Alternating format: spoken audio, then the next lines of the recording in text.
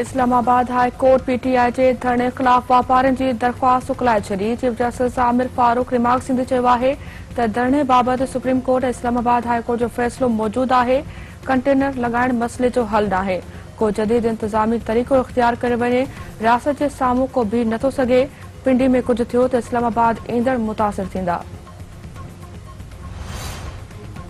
वज़ीर आज़म शहबाज शरीफ़ 25 नवंबर ते तुर्किया वेंदो। सिफ़ारती ज़रियनि मूजिब वज़ीर आज़म शहबाज शरीफ़ 25 ऐं 26 नवंबर ते तुर्किया जो दौरो कंदो। शहबाज शरीफ़ तुर्किया में पाक नेवी तरफ़ां ठाहियल फ्रैगेट जो इफ़्तिताह कंदो। वज़ीर आज़म शहबाज शरीफ़ तुर्किया जे हम मनसब सां बि मुलाक़ात कंदो। जेसिताईं आर्मी चीफ जी मुक़ररी न थींदी, सियासत में हलचल रहंदी। 5 ॾींहं इंतहाई अहम आहिनि। 26 नवंबर ते पिंडी में लॉन्ग मार्च जो तारीख़ी इस्तक़बाल कयो वेंदो। अॻूणे वफ़ाक़ी वज़ीर शेख रशीद जो सोशल मीडिया ते ट्वीट संदसि चवणु आहे त मुल्क दिवाले जे वेझो पहुची वियो आहे।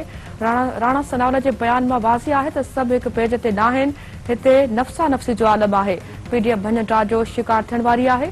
निगरानी हुकूमत जे मुदे में वाध नथी थी सघे।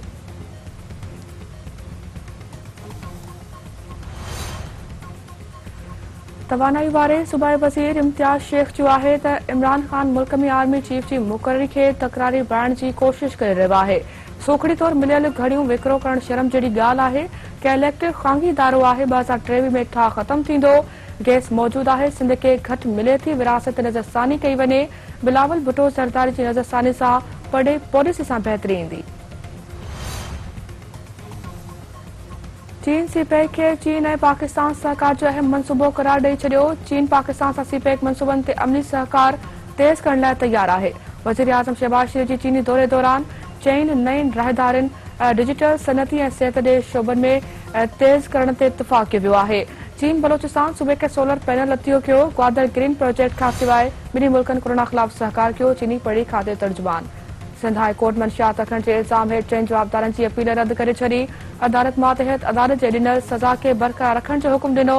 मातहत अदालत जवाबदार रशीद इरफान शौकत ऐं इरफान खे उमिरि क़ैद ऐं ॾंड जी सज़ा ॾिनी वई हुई। नवाब शाह जी अदालत में परवीन रिंद केस जी ॿुधणी। जुडिशियल मजिस्ट्रेट हिक जी अदालत में थी रही आहे। दादू पुलिस मिलियल धमकियुनि सबबि परवीन रिंद अदालत न पहुती। पुलिस परवीन जे भाउ, चाचे ऐं ॿियनि खे मौतमार धमकी ॾिनियूं हुयूं। परवीन जी ज़िंदगी खे ख़तरो आहे। अदालत में पेश नथी थी सघे। वकील जी अदालत खे आगाही। चेल्हार भरिसां छछी तराई वटि नौजवान जो वण मां टंगियल लाश ठाहियो। इतला ते पुलिस वाक़े वारे हंधि पहुची मुबैना तौर आपघात कंदड़ नौजवान जो लाश खणाए अस्पताल पहुचायो।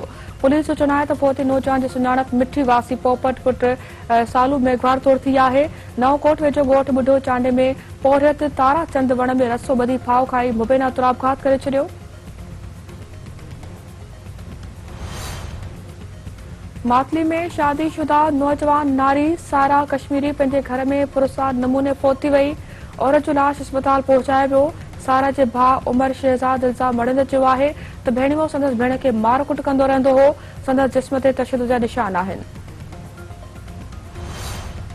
ऐं दौलतपुर सफ़र में मलबा शाख खे 30 फुट घारो। ॻोठ इमाम बख्श नाइज वटि 30 फुट घारो पवण सबबि फसल पाणी हेठि अची विया। ॻोठनि में पाणी काहे पियो। ॻोठाणा पंहिंजी मदद पाण तहत घारो ॿधण में मसरूफ़।